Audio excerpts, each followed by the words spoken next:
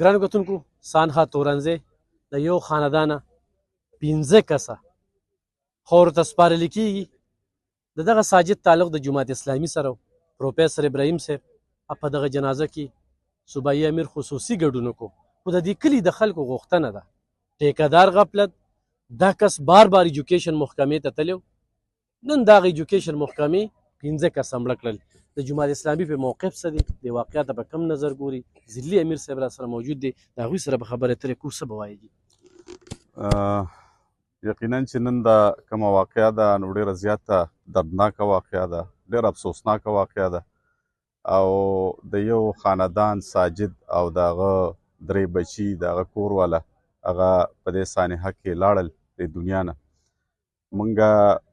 ډېر زیات غمجن یو د هغه په تلو باندې او دا به ووایو چې دا غفلت د حکومت د محکمې د ایجوکیشن د محکمې دی. هغې ساجد د دې باره کې بار بار درخواستونه ورکړي دي او چېرې دا چاردیواري چې کوم ده نو دا ناقصه ده او دا مطلب څه ټایم هم راغورځېدی شي او د حادثې سبب جوړېدی شي. ډېر غفلت په دې کې شوی دی. موږ د متعلقه محکمو نه سیکټر ایجوکیشن نه او چې څومره د ایجوکیشن اهلکار دي د دې خپلې ضلعې د ډیپټي کمشنر نه او چې څومره د ایجوکیشن سره متعلقه خلک دی د ټولو نه غوښتنه کوو او دا وایو چې د دې واقع تحقیقات وکړئ. په دې کې چې کوم خلک ملوث دي، که ټیکهدار دی او که هغه د محکمې خلک دی او چا په دې باندې څه ایکشن نه دی اخیستی، د دې ټولو نه به د دې انویسټیګیشن کوئ او موږ به په دې باندې خاموش نه کینو. انشاءالله دا واقعه دا وړه واقعه نه ده. 15 کسان د دنیا نه لاړل او دا شهادتونه دا ابس نه دي. موږ به په دې باندې احتجاج هم کوو، موږ به ډیپټي کمشنر سره هم کینو، موږ به د ایجوکیشن د محکمې سره هم کینو، د دې تپوس به کوو چې ولې دا دومره غټ غفلت دی چې دوی بار بار په دې باندې درخواستونه ورکړي دي او د دې سیس مرمت نه دی شوی او دا سیس چې کوم دی نو دا ټیک شوی نه دی او نن دا د حادثې سبب جوړ شو. داسې به په دې ضلع کې نور بلا سکولونه وي، بلا بلډینګونه به وي، د صحت د محکمې د نورو محکمو هغه به د کورونو سره خوا کې او دغسې د په زول جاکړ کې به هغه د حادثاتو سبب جوړیږي. موږ ډیپټي کمشنر نه هم دا غوښتنه کوو، متعلقه محکمو ته هم دا وایو چې داسې قسمه بلډینګونه چې هغه د حادثو سبب جوړیږي هغه فوري وران کوي. دا به سبا په ماشومانو راوغورځېږي، څه بل مصیبت به جوړ شي. نو موږ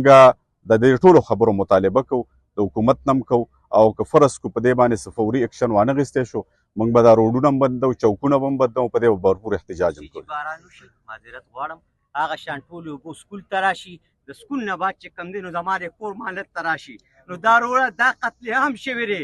دا بې انصافي شوې ده. دا زما صاحب ولاد دی، زه معذرت غواړم د دې 2 خبرو زه پوښتنه کول غواړم په دې شي باندې چې دا 15 ماشومان 3 ماشومان دا وفات شو، دا د حکومت د لاسه وشو، دا زما د حکومت د مشرانو د لاسه وشو. د جماعت اسلامي والا ټولو ته زه دا خواست کوم چې غریبانو یې تپوس وکړي. انشاءالله موږ به د دې تپوس کوو، موږ به د دې تپوس کوو. کله باران وشي ټول اوبه سکول ته راشي، دغه کې زموږ خویندې دي، زموږ هر څه دي، روڼ راشه وګورئ. دا د تورمدو خلک هم شته، دا صفدر خان هم ولاړ دی، د دغې نارې دی کېږي سبا به دا ټول راغورځېږي، دا ماشومان به ټول مړه شي. مهرباني وکړئ جي د دې موږ تاسو له انشاءالله موږ په دې باندې ډیپټي کمشنر سره به میټینګ کوو او د دې امیر صاحب څنګه چې دې مشر خبرې وکړې دې ځای کې موږ موجود یو، څوک وایي د بجلۍ تار پرې راغلی ستنه راباندې راپروزي. په ضلع 400 کې داسې ډېر سکولونه خسته حال دي. په ډاګې ته لاړ شي نو یو استاذ دیوال نیولی و، هغې نه چې کوم دی نو بیا ته هغه بجلي کټ کړه نو په ګرمۍ کې ناست دي. د جینکو چې کوم دی په سکول کې اوبه نشته، باتروم نشته، چاردیواري نشته، ټاټ نشته او 177 ماشومانو ته 2 استادانې دي. نو په بعضې بدو کې هم خیر وي. نن چې دا کم شهیدانو قرباني ورکړله داسې ډېر سکولونه دي، خو دلته تپوس پوښتنې والا موږ به انشاءالله د ډیپټي کمشنر سره په دې هر یو څیز باندې کینو او سبا که خیري که سبا خو اتوار ورځ ده، د پیر په ورځ باندې به انشاءالله په دې به ورسره میټینګ کوو او د دې غونډو خبرو به ورته موږ پوره دغه کوو. که فرض کو هغې په دې څه اکشن وانه غیسته نو بیا موږ سره لاره شته ده، احتجاج هم شته او هر څه به کوو. بیا چې لا اینډ آرډر څه مسلې جوړېږي ذمهوار به حکومت وي او موږ به په دې خاموش نه کینو انشاءالله. امیر صاحب ولاړ دی لومن جي عارف خان صاحب کله چې جي 1 1 لومن 1 1 2 والا ته مونږ مونږ ورته ټېلیفون وکړو زما د پرب قسمي چې مالا دا کومه کمیټه جوړه شوې وه د امانت خلک راغلي دي په 15 منټه کې ټولې تورندۍ زما د کمیټه مشران ټول راغلي دي هغه ډبل 1 ډبل 2 والا یوه ګټه بعد راغلي دي اخر ولې یو ګټه بعد راغلي دي بعد دا راغلي دي چې څه جوادو چې زولو توپانو نو ما په لاره کې ګاډۍ ودرولې دي نن په ما باندې سخته ده 15 ماشومان مړه زه تا ته ډبل 1 ډبل 2 والا ته وایم ته ما ته وایې چې زولو توپانو زه کتلیات شوم دا څنګه حکومت دی زه خواست کوم زه ریکوست کوم چې د غریبانو خدای پاکه خدمت وکړي ربا دې افسرانو ته وایم نو خفه کېږه ما زما د پرب قسم چې غریب خلک دی که دا وام زموږ تپوس ونه کوي او دا رونه زموږ تپوس ونه کوي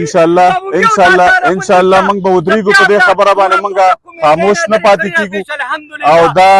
دا خبره به موږ انشاءالله سر ته رسو دې باندې موږ بالکل خاموش نه پاتې کېږو په دې محکمو کې کرپشن روان دی بې انتها کرپشن دی په ایجوکیشن محکمه کې د دې نه مخکې چې کوم افسران تیر شوي هغې هم کرپشن کړی اوس هم چې کوم افسران دي د هغې باره کې دا رپورټس دي چې باقاعده ټاوټان دغه کړي دي او په مختلفو څیزونو باندې پیسې اخلي زه ډیپټي کمشنر ته هم دا وایم او ټول محکمو ته دا وایم چې دا خپله قبله به ټیک کوئ او انشاءالله که دا نه وي نو موږ به راوځو که خیر موږ به د دې خلاف بھرپور احتجاج کوو دا د تورنګزو د عوام به راسره وي دا خلک به راسره وي او انشاءالله بیا که څه لا اینډ آرډر مسلې جوړېږي ذمهوار به حکومت وي